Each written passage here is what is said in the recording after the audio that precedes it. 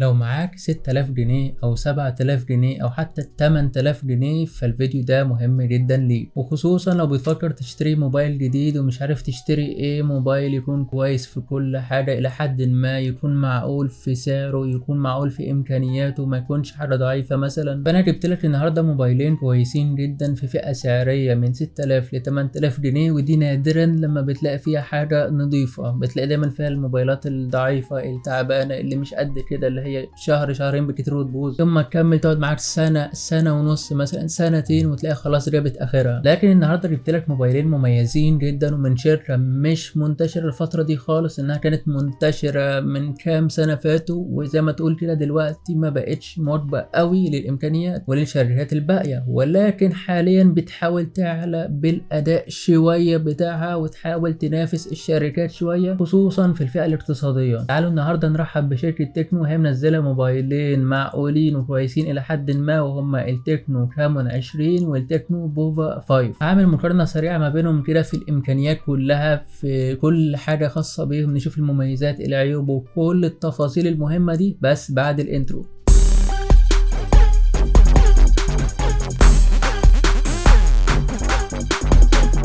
ولو هنعمل لمحة بسيطة كده عن ايه اكتر حاجة بتميزهم، فهقول لك ان التكنو بوفا 5 بيتميز اكتر حاجة بالشاشة والبطارية بتاعته، عكس التكنو كامون 20 اللي بيتميز اكتر بالكاميرا السنة او باداء الجيمنج والبروسيسور عامة. نبتدي بالشاشة اول حاجة.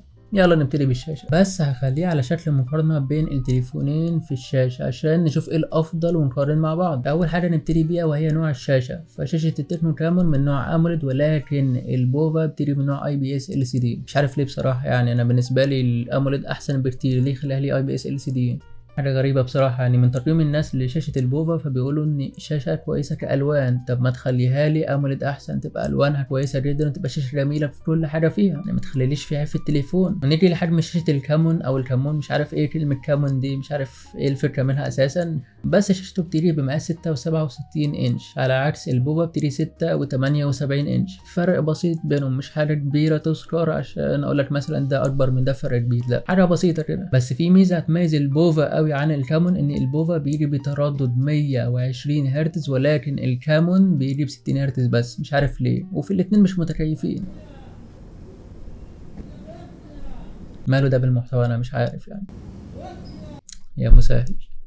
لسه والله ما كملش فيديو، لسه ببتدي راح معدي على طول، مش عارف فيه. دي كده مواصفات الشاشه بين الاتنين، بس انا كتقييم الشخصي هرشح الشاشه الاموليد احسن من الاي بي اس ال سي دي، حتى لو الاي بي اس ال سي دي الوانها افضل. يعني مستحيل الاي بي اس ال سي دي تتساوى الاموليد، دايما الوانها افضل بكتير، درجات الاسود فيها احسن بكتير واغمق بكتير، بعكس الاي بي اس ال سي دي. وانتوا هتلاحظوها طبعا ان هتلاقوا الاسود مايل للرمادي شويه، تحسه منور. حتى لو قارنت بين شاشه اموليد وشاشه اي بي اس ال سي دي جنب بعض، هتلاحظ ان الاسود بتاع ال سي دي منور، ولكن الاسود الطبيعي بيكون مطفي. ومش بس في الاسود، لا في درجات الالوان كلها تحس ان في الوان تحس انها مبهوقه زياده، تحس ان الالوان فاتحه زياده عن الطبيعي بتاعها، في الوان تحس انها غامقه قوي، تحس ان الالوان ملخبطه كده مش مظبوطه. طيب كامون زعلني في التردد، بس حب يفرحني في مقاومه الميه، بيجي بمقاومه ميه بمعيار اي بي 53، ده كويس جدا، مش افضل حاجه ولكن كويس، بس مش تنزل بيه الميه لفتره كبيره او تنزل بيه الميه اصلا، يعني هو بس زي ما تقول كده استخدام بس. ليه عليه رذاذ مثلا، ليه عليه شويه رطشه ميه مثلا، وقع في حاجه بالغلط تشيله على طول، لكن مش ان انت تنزل بيه بقى في الميه وتقعد تصور فيديوهات وكده، لا مش هيستحمل معاك. وبوفا زي ما فرحني في التردد ليه يزعلني هنا، مفيش هنا مقاومه ميه نهائي، يعني نقطه ميه جت عليه بالغلط مع السلامه. بس في حاجه مضايقاني بصراحه في التليفونين، وهي الظهر بتاعهم بيجي من البلاستيك، والفريم او الاطار الجانبي بيجي من البلاستيك برضه،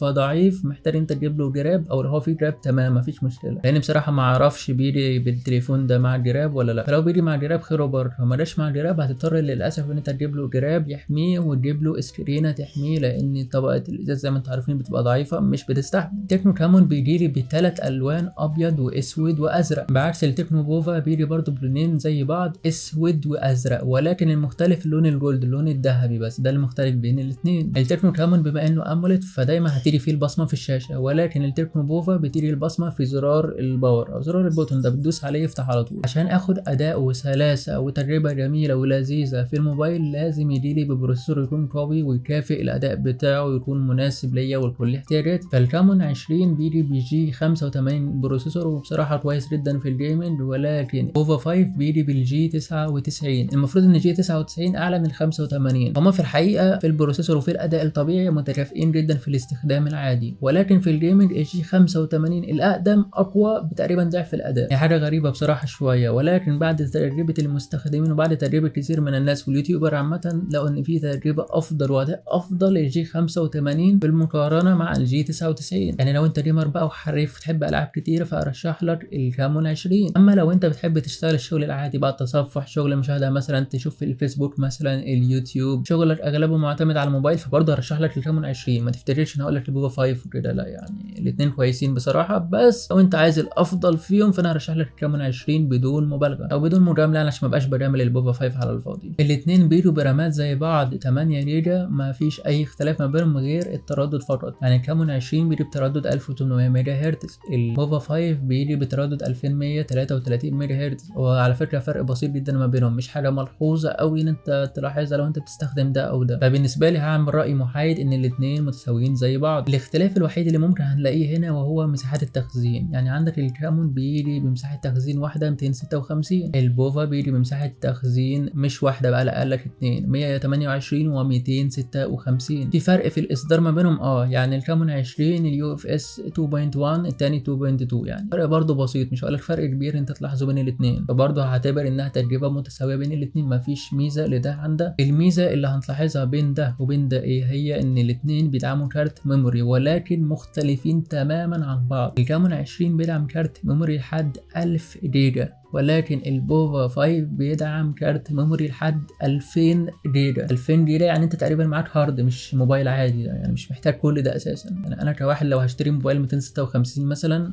مش محتاج كارت ميموري في حاجه اساسا، يعني بالنسبه لي كماليا مش هتفيدني في حاجه، بس يعني حته تحترم منهم. الجهازين بيدعموا اندرويد 13 لانهم نزلوا السنه دي، واحد في شهر 5 وواحد في شهر 7، وقابلين طبعا للدعم الاندرويد 14. الاختلاف اللي هتلاقيه ومختلفين تماما فيه وهو البطاريات. عندك الكامون 20 بيجي ببطاريه 5000 ملي امبير شاحن 33 واط، البوفا 5 بيجي ببطاريه 6000 ملي امبير وشاحن 45 واط. فعشان كده زي ما قلت لكم من الاول ان بطاريه البوفا 5 هتكون من افضل بطاريات لو هتقارن موبايلين ببعض، بل من افضل بطاريات الاجهزه حاليا، لان بتاخد فترات استخدام طويله جدا. دي 6000 مش 5000. فلو هتسالني مين افضل بطاريه فيهم، واضح من غير ما اقول البوفا 5. في فرق 1000 ملي امبير ما بينهم، وده فرق كبير قوي في عالم التليفونات عامه. حتى في حاجه غريبه حاططها لك، قال لك بدل ما احط بطاريه 6000 ملي امبير بس عايز اضيف عليها كماليه كمان. ايه الكماليه؟ يخليك تقدر تشحن اي تليفون من ظهره. ما انت معاك بطاريه 6000 ملي امبير يعني مش هتفضى بسهوله، فانت سهل ان انت تقدر تشحن اي تليفون من ظهره، فدي ميزه حلوه جدا بصراحه. يعني الكامون بطاريته 5000 بس ما فيهوش الميزه دي. لو بتهتم بمده شحن الموبايل بتاعك فالكامون 20 بيقعد ساعه ونص شحن، اما البوفا 5 بيقعد تقريبا ساعه او 58 دقيقه. بما انك وصلت لحد هنا في الفيديو فما تنساش تعمل متابعه او اشتراك عشان يوصلك كل جديد وتكون متابع كل حاجه اول باول، وادخل ادعمني يا سيدي كلمه حلوه كده، اي حاجه كده تشجعني عشان استمر.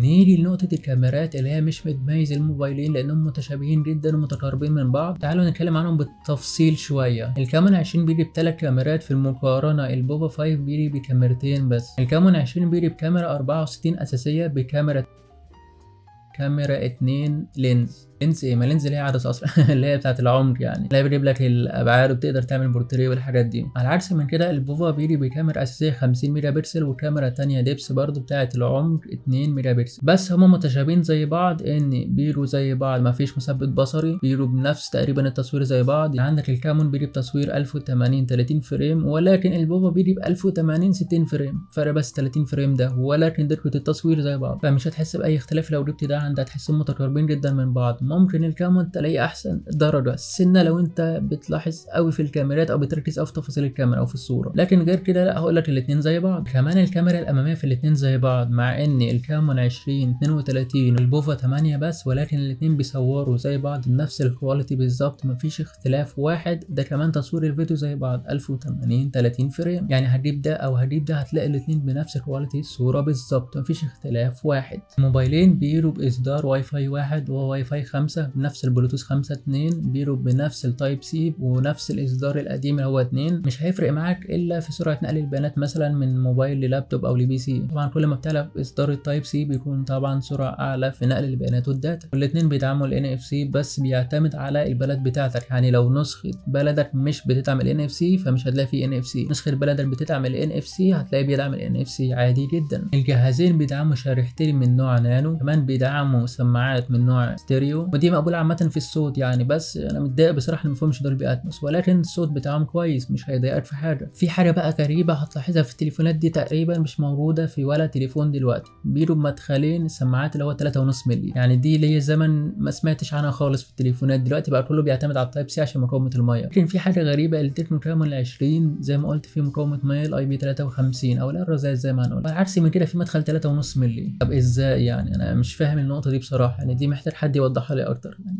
اصل مدخل 3.5 مللي ده لو دخل فيه ميه يعني خلاص طار. انا مش فاهم بصراحه الفكره لما عملوها ايه. كمان الجهازين بيدعموا راديو FM، يعني دي انا ليا فتره كبيره ما سمعتش عنها في مصر عامه او في الموبايلات عامه اللي بتنزل دلوقتي. يعني الراديو FM ده تقريبا كانت موضه واتلغت من زمان مش عارف ليه رجعت دلوقتي.